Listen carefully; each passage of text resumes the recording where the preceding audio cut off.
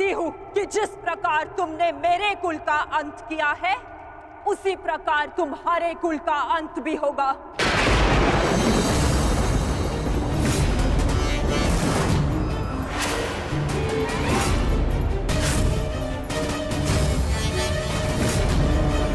तुम्हारा कुल भी ऐसे ही आपस में लड़कर नष्ट हो जाएगा।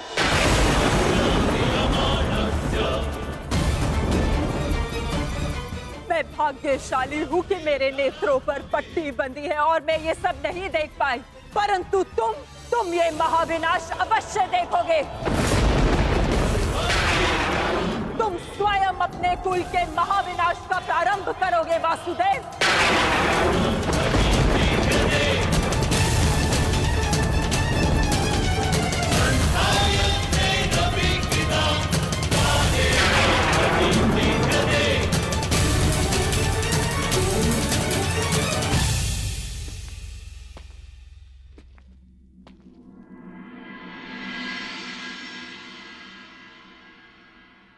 जिस प्रकार एक प्रसन्न माता का आशीष संसार में कोई नहीं रोक सकता, उसी प्रकार एक दुखद माता का श्राप संसार में कोई नहीं टाल सकता।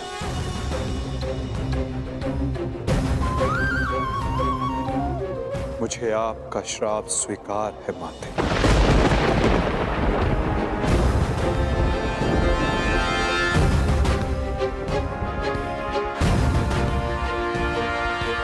किंतु क्या आपको ज्ञात है कि इस युद्ध का सत्य क्या है? क्या आप जानती हैं कि इस महाविनाश, इस महायुद्ध का वास्तविक रूप क्या है?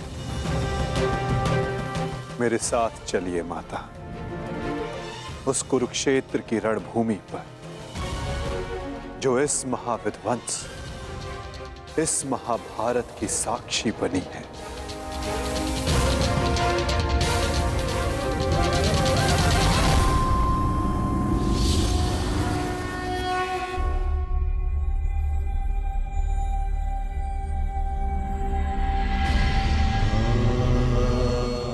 ये दुर्गंध कैसी वासुदेव? ये दुर्गंध उन वीरों के शवों की है जिन्होंने इस महायुद्ध में अपना बलिदान दिया है माता, परंतु जिन्हें अंतिम संस्कार का अवसर भी ना मिला। ये दुर्गंध यहाँ हुए भीषण संहार के एक एक क्षण का अनुभव करा रही है मुझे।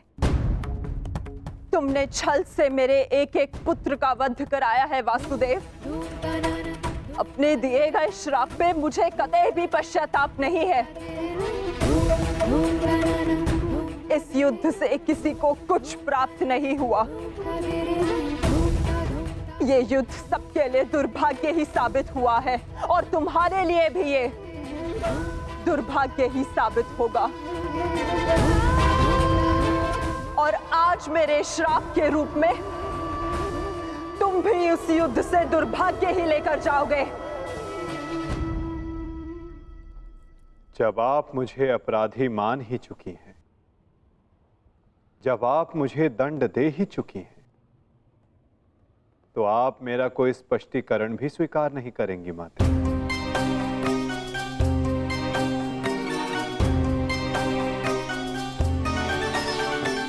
परंतु सत्य का भान आपके लिए आवश्यक है माता। जिनकी दृष्टि से इस महायुद्ध का कोई भी क्षण, कोई भी छल अनदेखा नहीं गया है माते। अब वीर बारबरी आपको सत्य का भान करवाएंगे।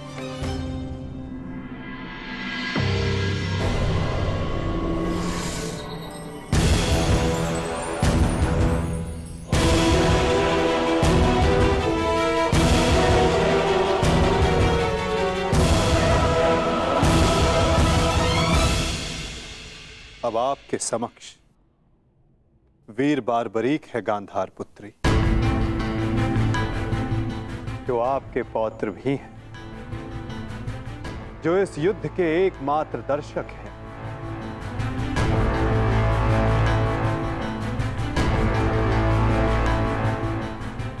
वो बारबरी जिन्होंने अपना शीश दान किया और अमर हो गए,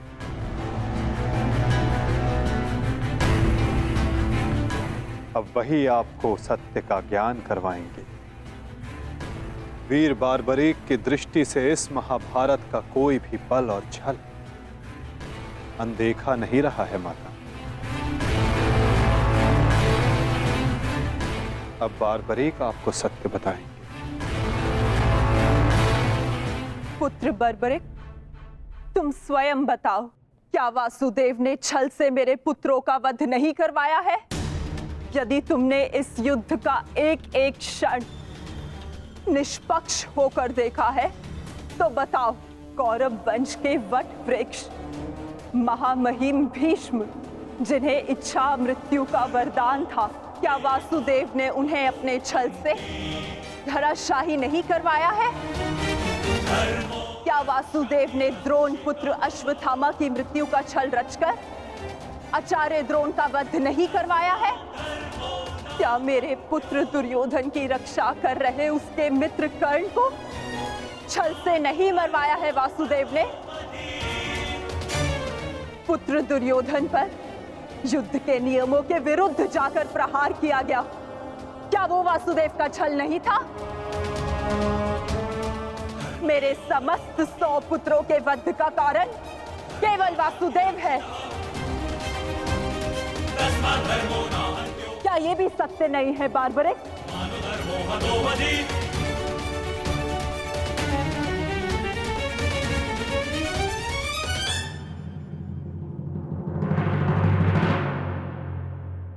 मैं आपसे सहमत हूं माते। ये सब स्वयं वासुदेव ने करवाया।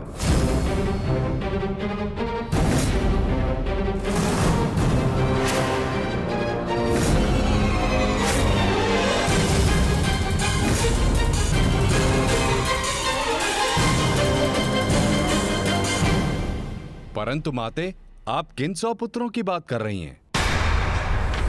कौन भीष्म, कौन कर्ण, कौन द्रोण और कौन अभिमन्यु? सत्य तो यह है माते कि कुरुक्षेत्र में कोई था तो केवल एक पुरुष, वासुदेव कृष्ण। ना कोई भीष्म, ना कोई द्रोण और ना ही अंगराज कर्ण। जिस पर प्रहार हुए वो वासुदेव ही थे, और जिसने प्रहार किए वो भी वासुदेव ही थे। उनके अतिरिक्त कुरुक्षेत्र में कोई और उपस्थित नहीं था माते। ये तुम क्या कह रहे हो बर्बरिक? इसका क्या अर्थ है? इसका अर्थ शब्दों से नहीं, दृश्यों से समझ आएगा राजमाता।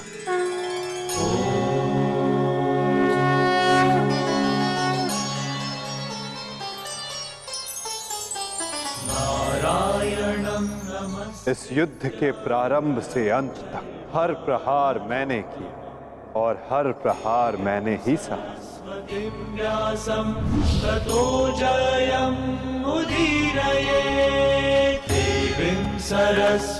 धर्म स्थापना के लिए धनुष, गदा, खड्ग, ये सब मैंने ही उठाए और इन सारे अस्त्रों का हर एक प्रहार मैंने ही सहा।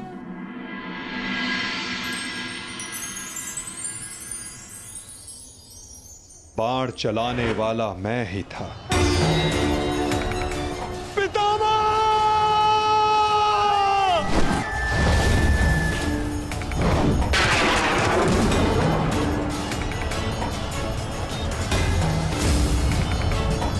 और उस बाण को अपने शरीर पर लेने वाला भी मैं ही था।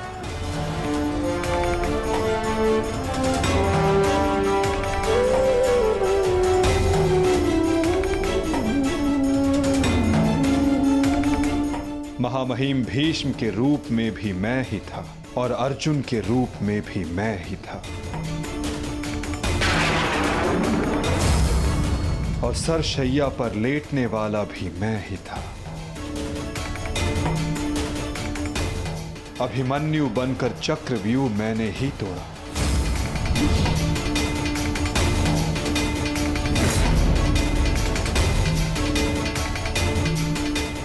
वापस आओ अभिमन्यु, लौट आओ, यू में प्रवेश मत करो। विश्वास कीजिए शास्त्री।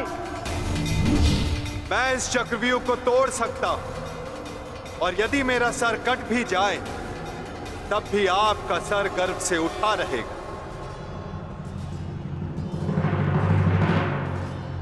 और उस दिन मुझे ही घेर कर मारा गया।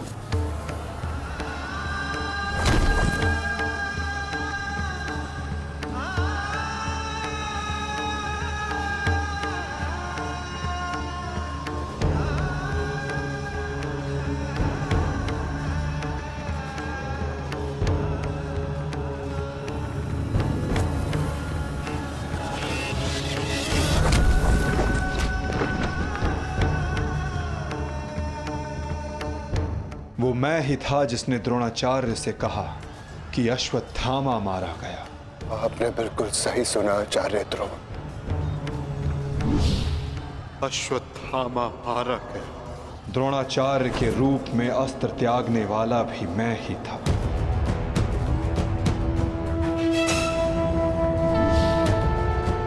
परंतु वो एक मनुष्य नहीं, एक हाथी था।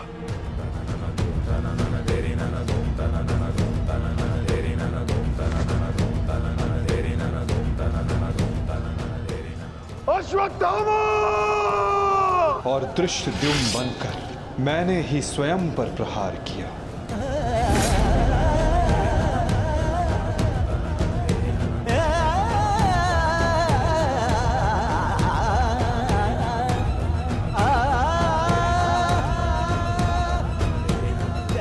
और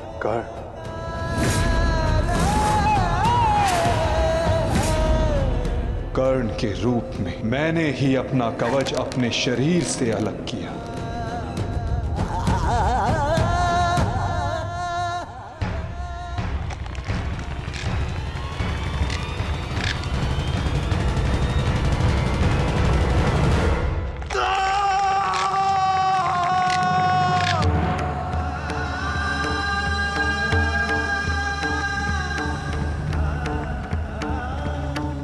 युद्ध के मध्य में मेरे ही रथ का चक्र धंसा और मेरे ही आदेश पर मैंने ही स्वयं पर अंजलि का अस्त्र चलाया। अंगराज को मुक्त करो पार्थ, अंजलि का अस्त्र का प्रयोग करो।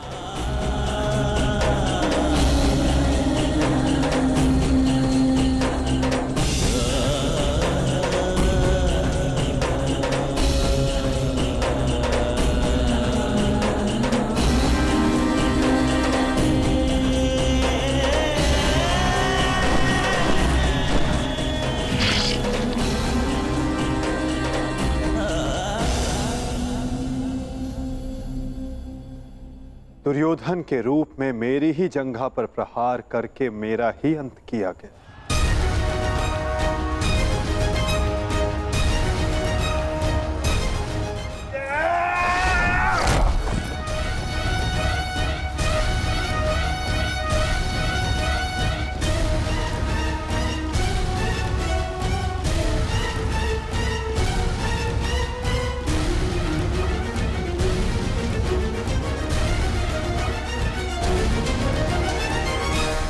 द्रुपद हो या धृष्टद्युम्न, विकोदर भीम हो या अर्जुन, सब में मैं ही था।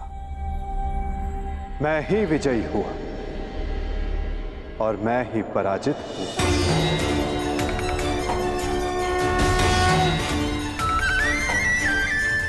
सबसे अधिक प्रहार मैंने की, सबसे अधिक घाव मैंने ही खाया।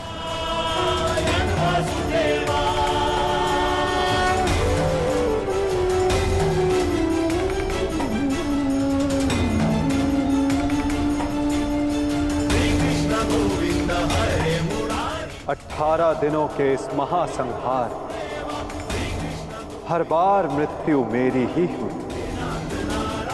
गिरता था जो घायल होकर रणभूमि में वो मैं ही था। अश्वत्थामा के अंगों से रक्त पीप श्वेत बनकर मैं ही युग युगांतर तक भटकूंगा। जीवन मैं हूं, तो मृत्यु भी मैं ही।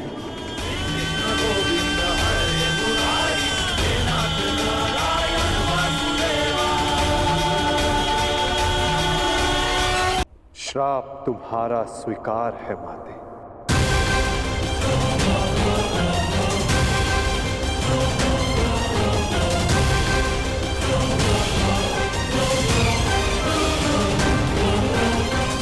परंतु जब सब आपने किया तो ये माया क्यों मेरे वासुदेव?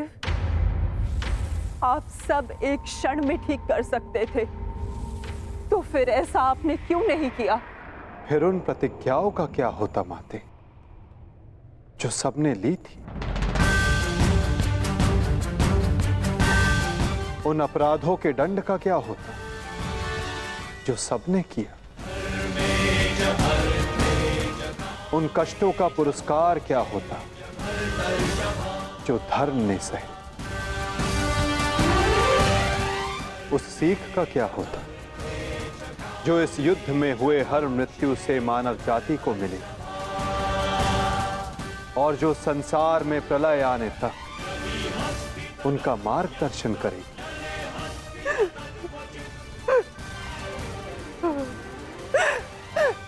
मुझे क्षमा कर दीजिए वासुदेव। मेरा श्राप वापस नहीं लिया जा सकता, परंतु क्षमा अवश्य मांगी जा सकती है वासुदेव। अपने पुत्र मोह में खोकर मैं उचित और अनुचित का भेद भूल गई थी। मुझे क्षमा कर दीजिए केशव कि उस हो रहे अधर्म के विरुद्ध ये गांधारी अपने स्वर ना उठा पाए। क्षमा कर दीजिए।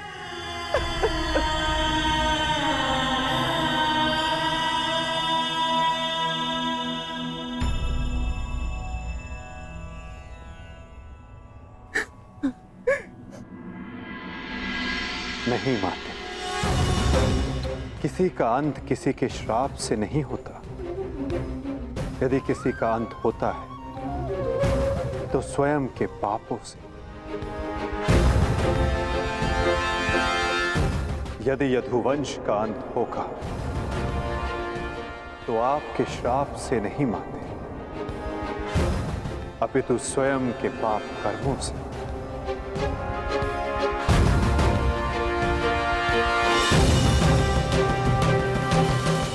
जब जब समाज में अपराध बढ़ेगा, एक महाभारत सामने आएगी।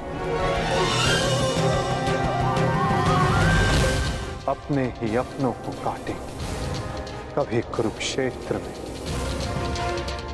तो कभी द्वारका में।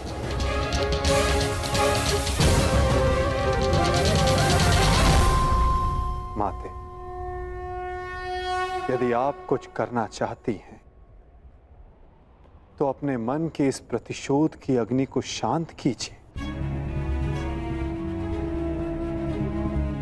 और पांडवों को आशीष दीजिए।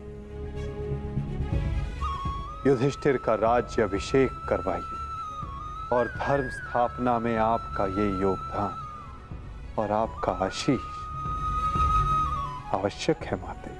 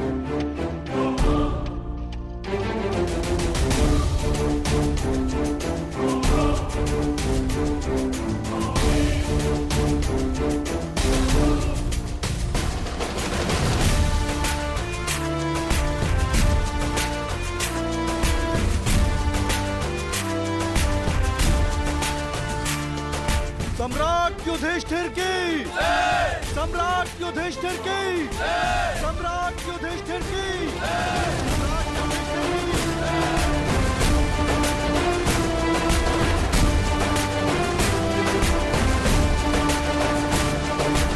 धर्मराज, केवल एक ही वीर था जो परिवर्तन के लिए अंतिम श्वास तक लड़ा। महारथी सूर्य पुत्र कर्ण।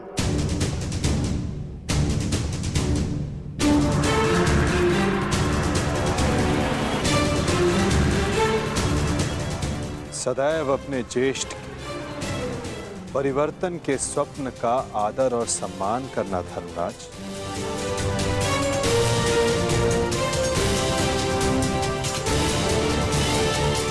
सम्राट पद पर स्थापना के पश्चात मैं पहली घोषणा करता हूं, हस्तिनापुर में अब जन्म निर्धारित व्यवस्था का अंत किया जाता है। वर्ण व्यवस्था रहेगी, परंतु वो कर्म के आधार पर आधारित होगी।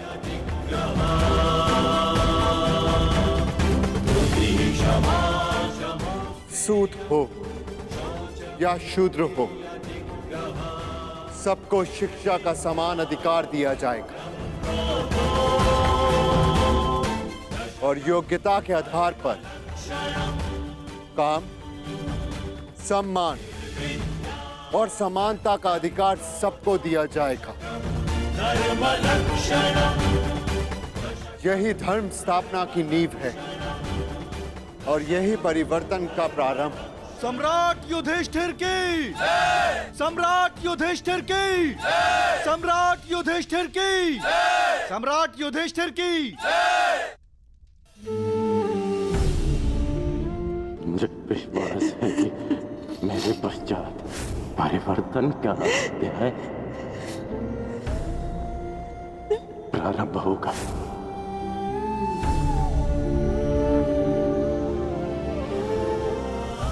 देख रहे हो राधे, तुम्हारे मन चाहे परिवर्तन का प्रारंभ हो चुका है। महाभारत के इस महायुद्ध में 18 अश्वनी सेना और बहुत से महारथियों ने अपने प्राणों का त्याग किया है। मैं उन वीरों के परिवारों को नमन करता हूं।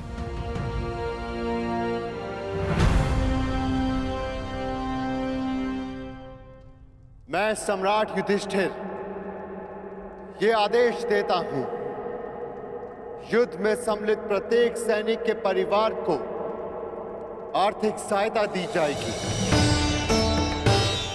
उनके बालकों को शिक्षा, उनके आश्रितों के लिए भरण पोषण की व्यवस्था अब सम्राट का उत्तरदायित्व है। सम्राट युधिष्ठिर की, सम्राट युधिष्ठिर की, सम्राट युधिष्ठिर की, सम्राट युधिष्ठिर की। और भ्राता कर्ण, मुझे विश्वास है कि मैं संसार में सदा राधे कर्ण के नाम से ही जाना चाहूंगा। राधे कर्ण के द्वारा सुझाए गए प्रतिरूप के आधार पर राज्य में समानता की एक नई व्यवस्था विकसित की जाएगी।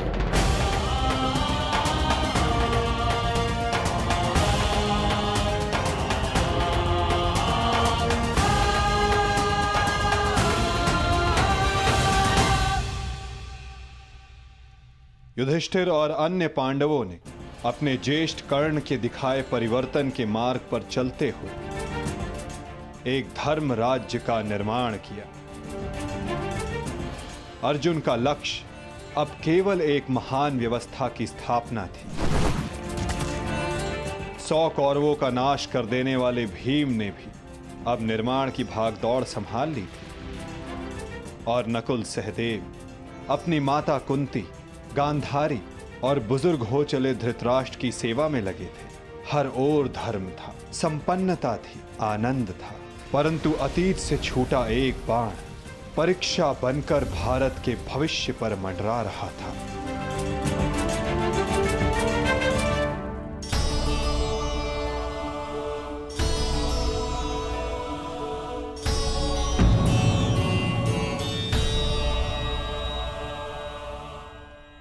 आप सबसे ज्येष्ठ हैं भ्राताश्री। इस स्थान पर आपका अधिकार है, परंतु फिर भी आप ये स्थान रिक्त क्यों रखते हैं?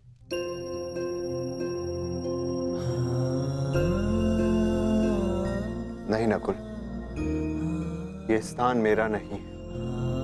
भ्राता कर्ण हम सबसे ज्येष्ठ हैं और सर्वप्रथम इस स्थान पर सिर्फ उनका अधिकार है।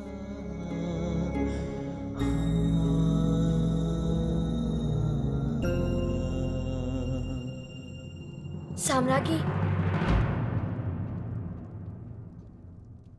क्या हुआ दासी?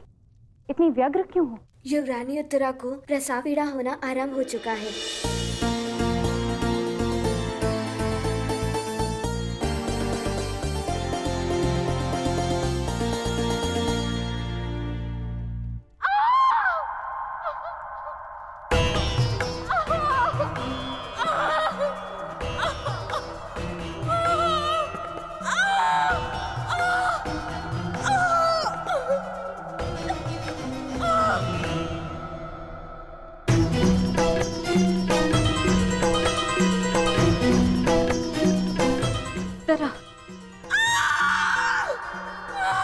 ज्येष्ठ, माता कहाँ है? माते,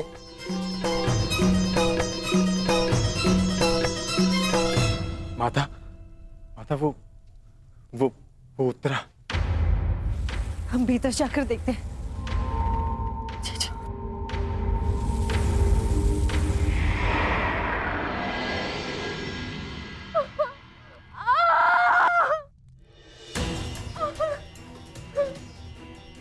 पुत्री, साहस रखो। अब और पीड़ा सहन नहीं होती माता। साहस रखो पुत्र, हम सब हैं तुम्हारे साथ।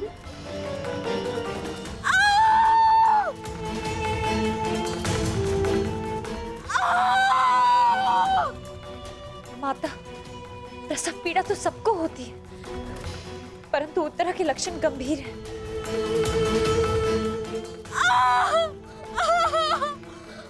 माता, कहीं कोई अनहोनी ना हो जाए।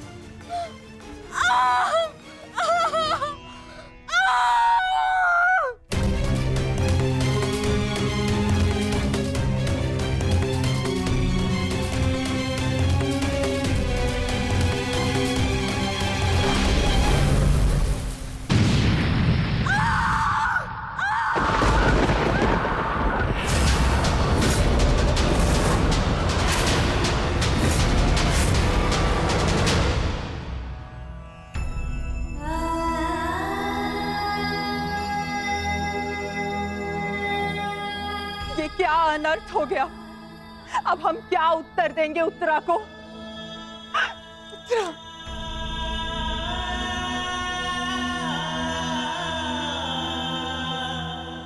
क्या अनर्थ कर दिया अश्वत्थामा ने। एक ब्राह्मण होने के पश्चात प्रतिशोध की अग्नि में वो इतना अंधा हो गया। एक शिशु पर ब्रह्मास्त्र चलाने से पूर्व उसे तनिक भी दया नहीं आई।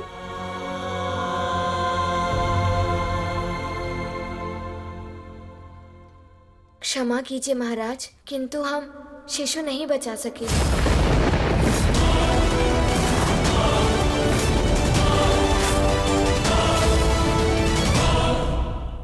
ये क्या अनर्थ हो गया? ये सब मेरे कर्मों का फल है। हे नारायण, उस बालक की सहायता करिए। इसमें उस बालक का कोई दोष नहीं है। हे नारायण, सहायता करिए। माता,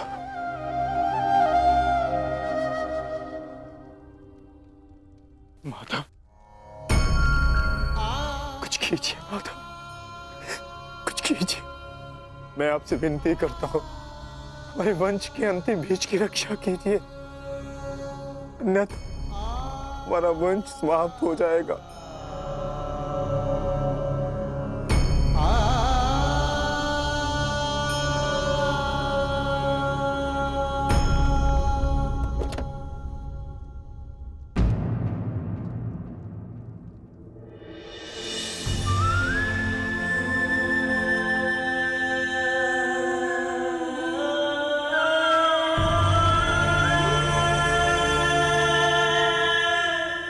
ब्रह्मास्त्र विफल नहीं जा सकता याज्ञसेनी।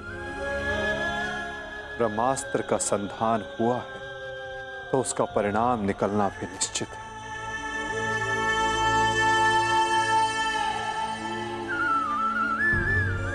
क्या यही धर्म स्थापना है माधव? इस अजन्मे शिशु का क्या दोष जो इससे भी अधर्म का मूल्य अपने प्राण देकर चुकाना पड़ा?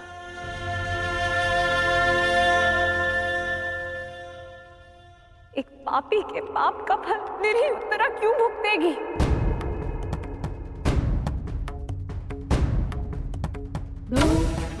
माधव, वो तो इस युद्ध में सम्मिलित भी नहीं थी, परंतु इस युद्ध में उसने अपना सब कुछ खो दिया। अपने पिता, अपना भाई, अपना पति और अब अपना पुत्र।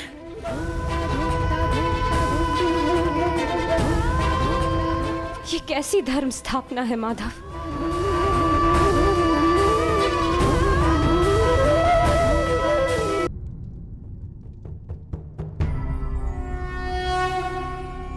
यदा यदा हि धर्मस्य ग्लानिर्भवति। यदि मैंने अपने माता पिता का आजीवन सम्मान किया, यदि मैंने अपने गुरु की गुरु दक्षिण संपूर्ण मन से दी, यदि मेरे जीवन का हर कार्य का उद्देश्य शुभ रहा है,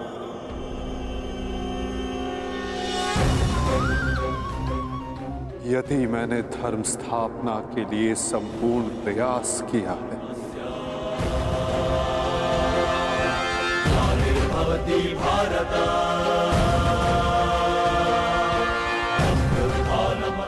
तो ये बालक अभी और इसी क्षण श्वास ले।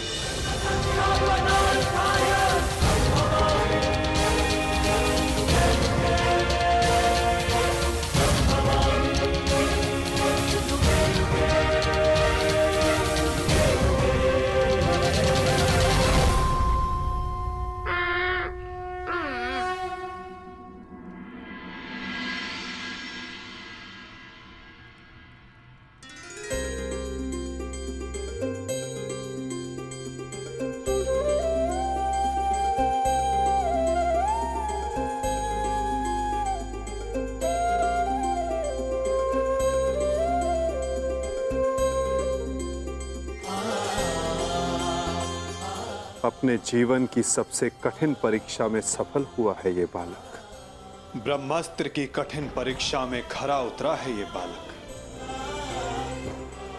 जो धर्म स्थापना का मुख बनेगा।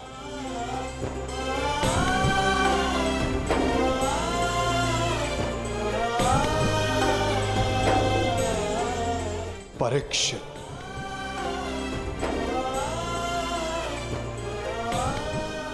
हाँ याज्ञसेनी, इस बालक का नाम परीक्षित होगा। ऋषाली! ऋषाली! ऋषाली! ऋषाली! पुत्री ऋषाली!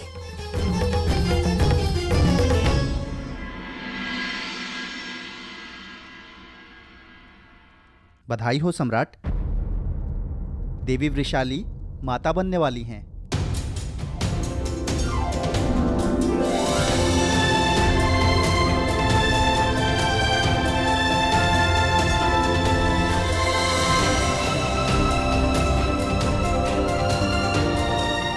प्रभु को कोटि कोटि धन्यवाद।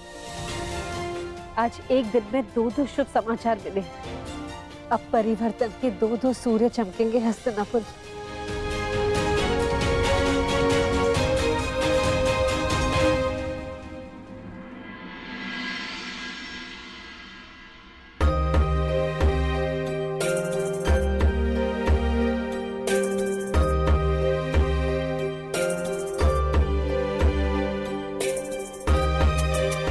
परिवर्तन का नया युग प्रारंभ हुआ है वृषाली।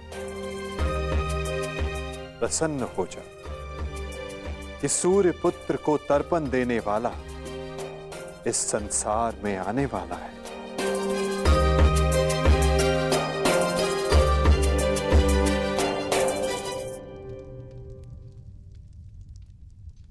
अब आप सब मुझे आज्ञा दीजिए। नहीं माधव, इतनी शीघ्रता की क्या बात है? परीक्षित के 6वें संस्कार तक रुक जाइए।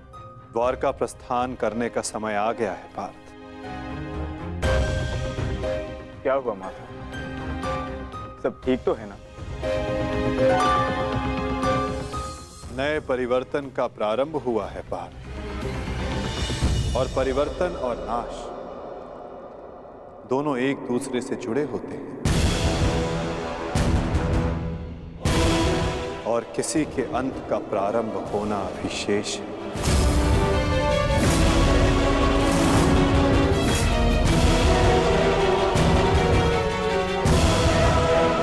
बचाओ बचाओ बचाओ,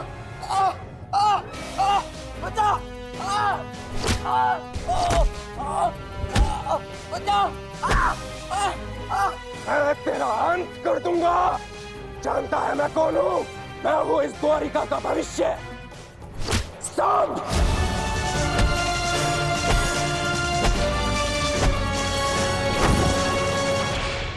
ये क्या दशा बना रखी है सांब? दिन प्रतिदिन तुम्हारा व्यवहार अशुभनीय होता जा रहा है। संभालो स्वयं को। आओ श्री, मुझे समझाने से पूर्व अपने छलिया भ्राता को समझाइए, जिसने बिना अस्त्र शस्त्र उठाए मेरे ससुर के कुल का नाश कर दिया। क्या वो शोभनीय था? अपने पिता के लिए ऐसा भाव पाप है। पाप तो आपके भ्राता ने किया है, मैं तो केवल मदिरा पान कर रहा हूं। संभालो अपने आप को। एक योद्धा को यह सब शोभा नहीं देता। कैसा योद्धा ताजश्री, जिसके हाथ से तलवार छीन ली गई हो, जो अपने मित्र विश्वसेन की सहायता करने का वचन पूरा ना कर सका हो, उस मनुष्य को आप योद्धा कहते हैं? जब युद्ध करने का समय था तो युद्ध नहीं करने दिया। अब इस अपमान को गले से निकलने के लिए इस मदिरा के अतिरिक्त मेरे पास और कोई सहारा नहीं है। मुझे विश्वास नहीं होता कि तुम कृष्ण पुत्र हो। नहीं हूं मैं, नहीं उस छलिया का पुत्र। वो केवल मेरे लिए एक छलिया है, केवल एक छलिया। सांब!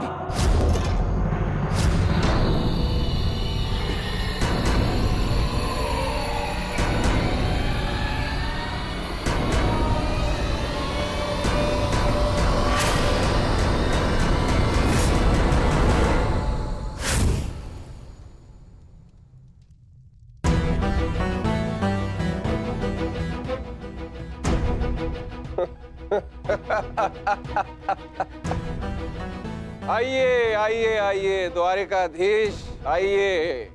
स्वागत है आपका, स्वागत है। लौट आए आप।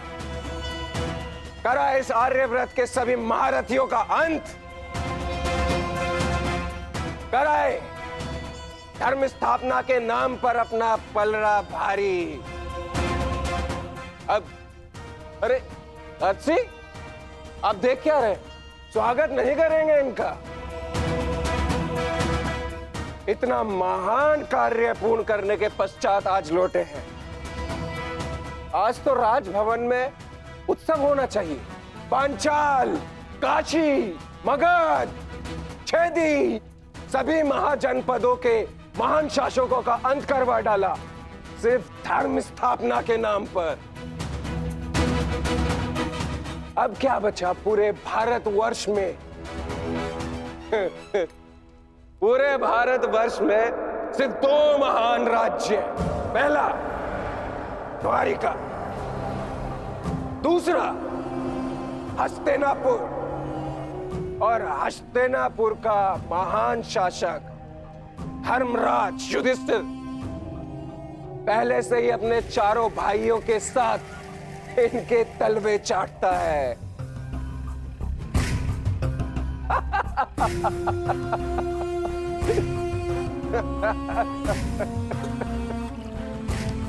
बधाई हो, बधाई हो वासुदेव, बधाई हो। आप अपने उद्देश्य में सफल हुए, जीत गया द्वारिका महाभारत। परंतु आपने भी मूल्य कुछ कम नहीं चुकाया। हमारी 7 औक्षणी सेना का अंत करवा दिया। क्या मिला आपको हमारे वीर सैनिकों का अंत करवा कर? क्योंकि आपने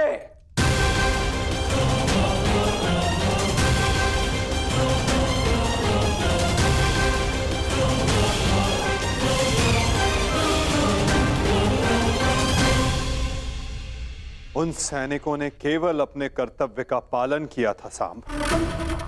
युद्ध लड़ा, अनेकों को मारा और स्वयं वीर गति को प्राप्त हो गए। उन्होंने तो स्वर्ग की सीढ़ियां पाली सांब। परंतु तुमने अपने साथ क्या किया है पुत्र? तुमने तो स्वयं के जीवन को ही नर्क बना डाला है। तुमने वचन दिया था ना दुर्योधन और लक्ष्मण को कि महाभारत के युद्ध में तुम नारायणी सेना का नेतृत्व करोगे। तो क्यों नहीं बचाया अपनी सेना को? क्यों छोड़ आए अपने मित्र को अकेला युद्ध में? क्यों साथ नहीं दिया अपने मित्र का सांब? केवल अपने प्राण बचाने के लिए? यदि मैं अपने मित्र की सहायता नहीं कर सका तो केवल आपके कारण। आपने रोका था मुझे। मैंने तुम्हें रोका नहीं था सांब, केवल विकल्प दिए थे। विकल्प? विकल्प यार में आपने मुझे भयभीत किया था। भयभीत नहीं किया था सांब, मैंने केवल तुम्हें यदुवंशी के नियम स्मरण करवाए थे कि यदि नारायणी सेना परास्त होती तो उसके साथ नारायणी सेना का सेनापति अपनी उपाधि खो देता है। विकल्प मैंने अर्जुन और दुर्योधन को भी दिए थे। दुर्योधन ने युद्ध करना चुना और अर्जुन ने धर्म स्थापना। और तुमने युद्ध में भाग ना लेना चुना सांब।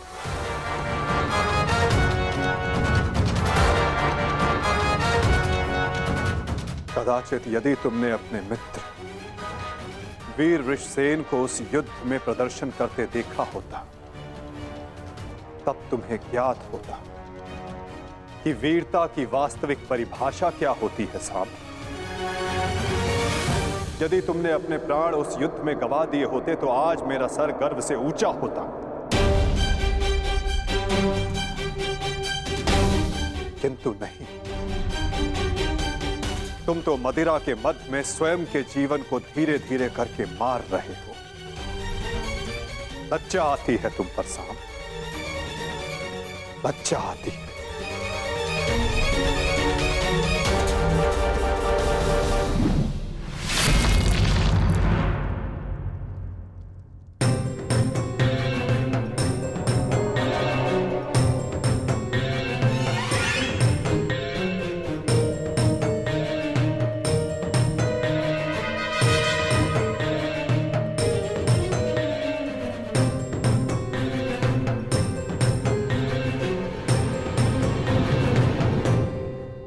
प्रणिपात पिताश्री।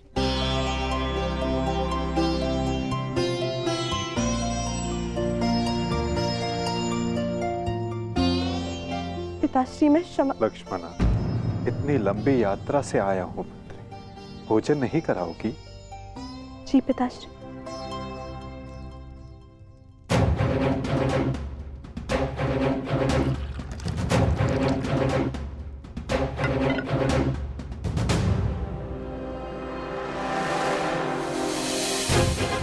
तुमने वचन दिया था ना दुर्योधन और लक्ष्मण को कि महाभारत के युद्ध में तुम नारायणी सेना का नेतृत्व करोगे। क्यों छोड़ आए अपने मित्र को अकेला युद्ध में? क्यों साथ नहीं दिया अपने मित्र का साथ?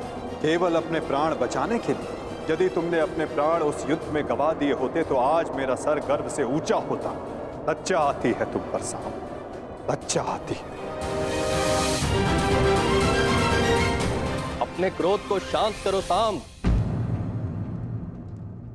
कैसे करूं मैं खुद को शांत? पिता होकर सदैव मेरा मस्तक दूसरों के सामने झुकाता है, और आज भी तो यही किया उन्होंने।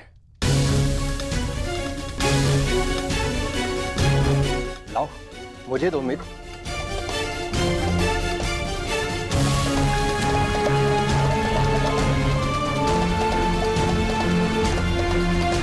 लो पियो।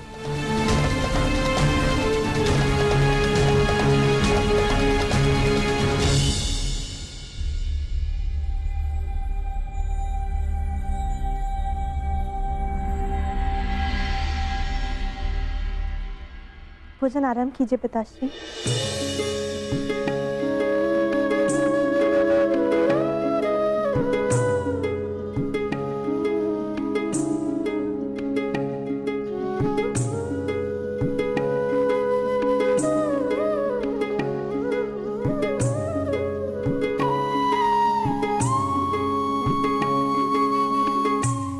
पिताश्री, क्या आप मुझे मेरे पिता के विषय में कुछ बता सकते हैं? युद्ध में क्या हुआ था?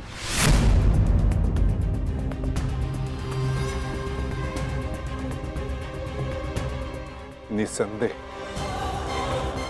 तुम्हारे पिता एक वीर और कुशल योद्धा थे पुत्री, और उन्होंने युद्ध में अलौकिक साहस दिखाया।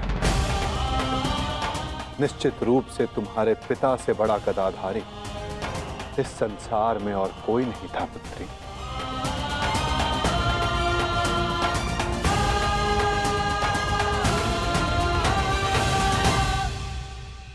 यदि ये सत्य है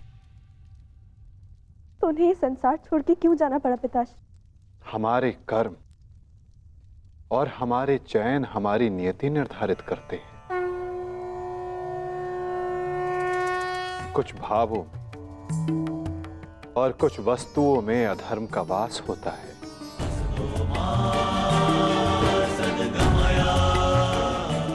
जैसे कि जुआ और मदिरा, ये व्यसन पहले लुभाते हैं और बाद में हमारे ही नाश का कारण बन जाते हैं पुत्री।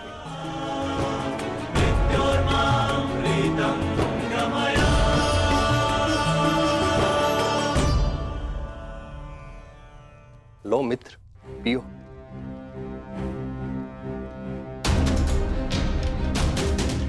मैं जानता हूं कि तुम बहुत दुखी हो, किंतु चिंता मत करो, तुम्हारे मनोरंजन का प्रबंध कर दिया है मैंने।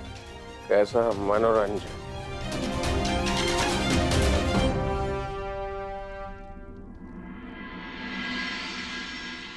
लक्ष्मणा, सदैव स्मरण रखना पुत्री, जब जब मनुष्य पर मद और जुए का प्रभाव बढ़ेगा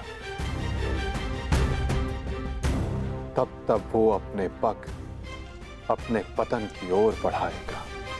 संभल कर मित्र, आज का विनोद तुम्हारे मन की सारी कड़वाहट बाहर कर ले जाएगा। एक मद्दांध व्यक्ति सबसे पहले अपने बड़ों का आदर करना भूलता है, उनका अपमान करता है, उनका उपहास बनाता है और उसके पश्चात वहीं से उसका अंत प्रारंभ हो जाता है।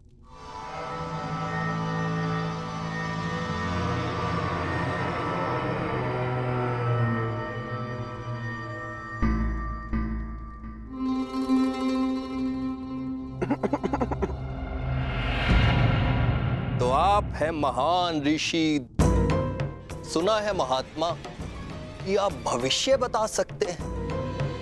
बड़ी प्रशंसा सुनी है आपकी। क्या जानना चाहते हो? यदि ये सत्य है तो बताइए कि इस रमणी को आगे चलकर क्या होगा, पुत्र या पुत्री?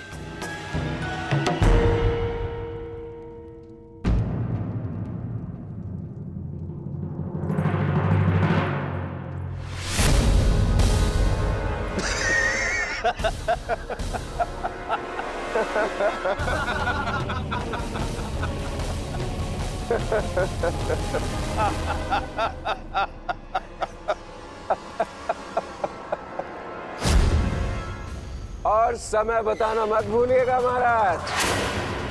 यदि आपकी भविष्यवाणी सत्य नहीं हुई तो आप अपनी बाकी की तपस्या हमारी बंदी गृह में पूर्ण करेंगे।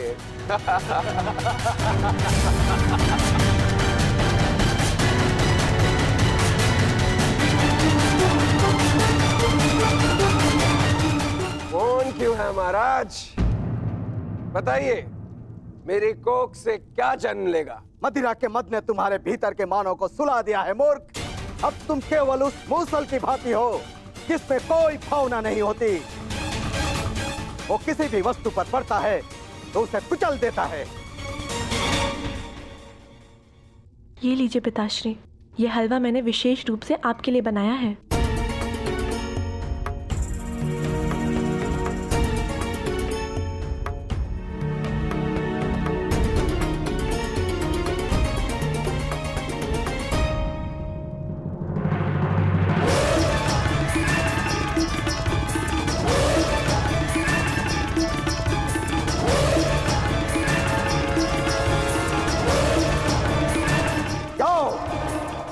ठीक 1 सप्ताह के पश्चात तुम्हारे पेट से मूसल ही उत्पन्न होगा जो तुम्हारे वंश के विनाश का कारण बनेगा। जिस मदिरा के मद में तुमने मेरा अपमान करना चाहा, वो मदिरा तुम्हारे नाश का कारण बनेगी।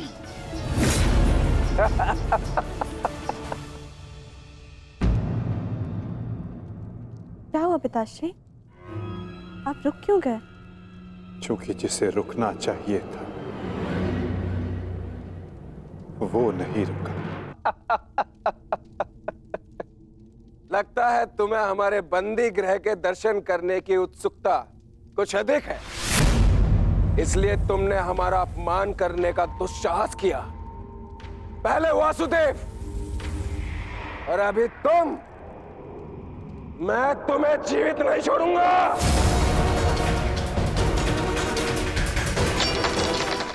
अरे ये क्या कर रहे हो मित्र? शांत हो जाओ और इनसे क्षमा मांगो ताकि अपना श्राप वापस ले ले। ये क्या कह रहे हो तुम? इस पाखंडी से क्षमा मांगू? ये एक पाखंडी है। भला कभी किसी पुरुष के कोख से कुछ जन्मते हुए देखा है? ऐसे ढोंगी साधु से डरने की कोई आवश्यकता नहीं।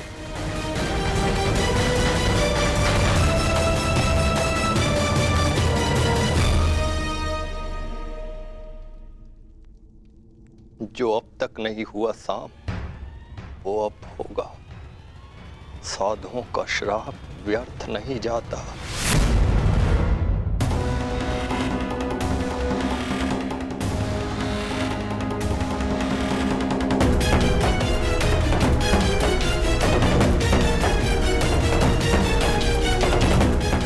मुझे क्षमा करना पुत्री। कदाचित मैं तुम्हें कह सकता सदा सौभाग्यवती भव।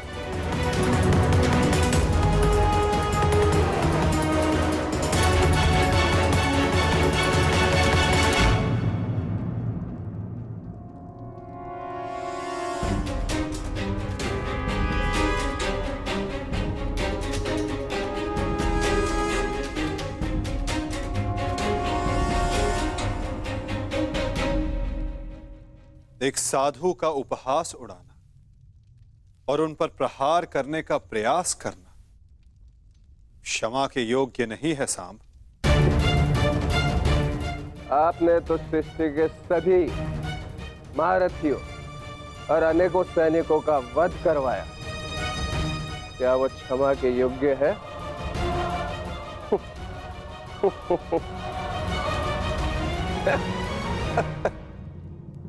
प्रतिवर्मा, तुम्हारी उपस्थिति में यह सब हुआ और तुमने साम को रोकने का प्रयास नहीं किया। क्षमा चाहता हूं वासुदेव, हम तो केवल विनोद करना चाहते थे। मुझे अनुमान भी नहीं था कि बात इतनी आगे तक बढ़ जाएगी।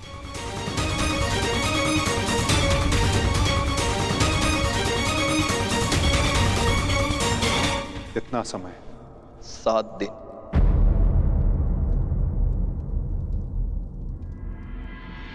7 दिन बाद।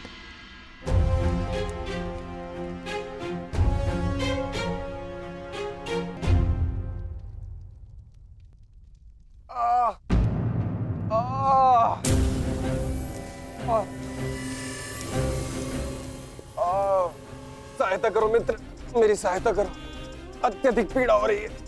कैसी पीड़ा हो रही है तुम्हें? लगता है उस साधु का श्राप मुझे लग गया है। आज 7वां दिन है और ये देखो मेरे पेट में अत्यधिक पीड़ा हो रही है। जाओ, आज से ठीक 1 सप्ताह के पश्चात तुम्हारे पेट से मूसल ही उत्पन्न होगा, जो तुम्हारे वंश के विनाश का कारण बनेगा।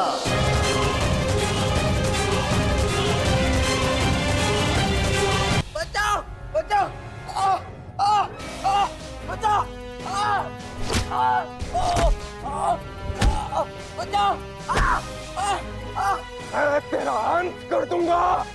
जानता है मैं कौन हूं? मैं हूं इस द्वारिका का भविष्य, सांब।